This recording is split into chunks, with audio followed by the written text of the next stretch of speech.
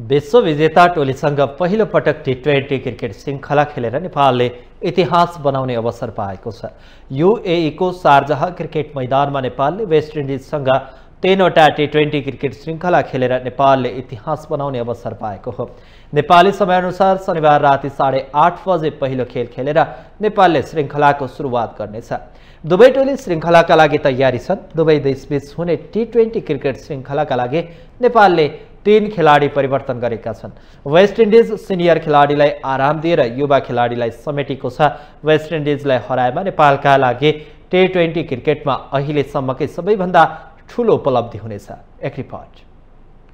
Nepal cricket टोलीलाई इतिहास बनाउने अवसर जुरेको छ।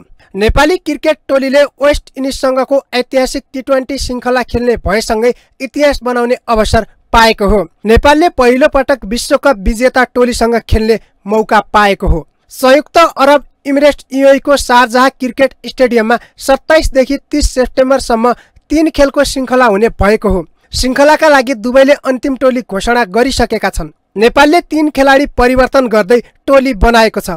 वेस्ट इन्डिजले अधिकांश सिनियर खेलाडीलाई आराम दिएर युवालाई अवसर दिएको छ। विशेष गरी आसन्न टी20 विश्वकप छनौटको रिजनल फाइनलका लागि नेपाललाई यो श्रृङ्खला निकै महत्त्वपूर्ण मानिएको छ। छनौटमा सहभागी हुनुअघि नेपालको यो अन्तिम तयारी हुनेछ। पहिलो पटक अन्तर्राष्ट्रिय क्रिकेट काउन्सिल आईसीसी को पूर्ण सदस्य राष्ट्रसँग द्विपक्षीय श्रृङ्खला खेल्ने भएको छ। नेपालले हालसम्म आईसीसी को पूर्ण सदस्यसँग टी20 क्रिकेट श्रृङ्खला खेलेको छैन। नेपाली क्रिकेट टोलीले हालसम्म आईसीसी को पूर्ण सदस्य अर्थात् टेस्ट, ओडीआई र टी20 सबै मान्यता प्राप्त गरेका टोलीसँग खेलिसकेको भए पनि द्विपक्षीय श्रृङ्खला खेल्ने अवसर पहिलो पटक जुरेको हो। नेपालले अहिलेसम्म पूर्ण सदस्य राष्ट्रलाई हराउन सकेको छैन। अहिले पूर्ण सदस्य भइसकेको अफगानिस्तानलाई नेपालले सन् 2014 मा टी20 विश्वकपमा हराएको हो।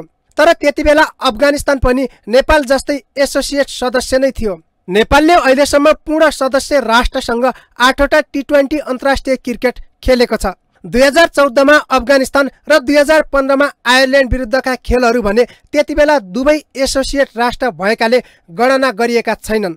नेपालले जिम्बाब्वे, बङ्गलादेश र आयरल्यान्डसँग 2 पटक खेलेको छ। भारत र दक्षिण अफ्रिकासँग 1 पटक खेलेको छ। यी 8 खेलमा नेपाल पराजित भएको छ। पछिल्लो पटक सन् 2024 मा भएको टी20 विश्वकपमा दक्षिण अफ्रिका विरुद्धको खेलमा नेपालले केवल 1 रनले पराजित हुँदै इतिहास बनाउन चुकेको थियो। वेस्ट इन्डिजसँग खेल्दा नेपाललाई इतिहास बनाउने अवसर जुरेको छ। अब मुख्यतः 2वटा रेकर्ड बनाउने अवसर छ। पहिलो भनेको पूर्ण सदस्य राष्ट्र विरुद्ध ऐतिहासिक जित निकाल्नु नै हुनेछ। त्यसो भएमा नेपालले पूर्ण सदस्य राष्ट्र विरुद्ध खेलेको ऐतिहासिक द्विपक्षीय श्रृङ्खलामा ऐतिहासिक जित पनि हुनेछ।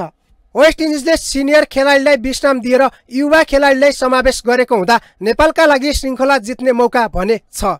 नेपालले सन् 2025 मा 8 टी20 खेलमध्ये 4 र 2 हार बेहोरेको छ। अप्रेलमा हङकङमा भएको 4 देशीय श्रृङ्खलामा नेपालले समूह चरणमा कतार र कुवेतलाई हराउँदै हङकङसँगको खेल वर्षाले रद्द भयो।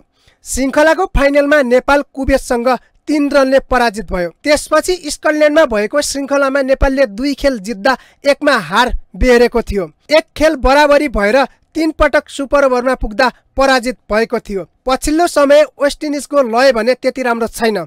सन् 2025 मा 12वटा टी20 खेलेको वेस्ट इन्डिजले 2वटा मात्र जितेको छ।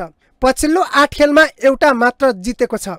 गत जुनमा इङ्ल्यान्डसँगको 3 खेलको टी20 श्रृङ्खलामा सबै खेल हारेको वेस्ट इन्डिजले त्यसपछि आयरल्यान्डलाई हराउँदा अस्ट्रेलियासँग लगातार 5 बेहोर्यो अनि पाकिस्तानसँग 1 खेल जित्दा 2 खेलमा हार बेहोरेको थियो। माउन्टेन टेलिभिजनका लागि सुर्जन बोहरा, काठमाडौँ।